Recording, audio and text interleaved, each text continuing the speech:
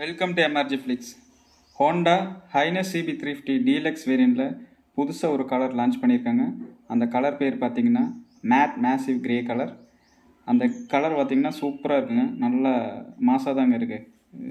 Mat massive கிரேன்னு சொல்கிறாங்க, அதே மாதிரி மாசாக தான் இருக்குது அந்த கலரு. ஸோ அந்த மாடல் நான் ஒரு லாஸ்ட் வீக் தான் பர்ச்சேஸ் பண்ணேன். வாங்க அந்த கலரோட சின்ன ஒரு வாக் அரவுண்ட் பார்க்கலாம் வாங்க.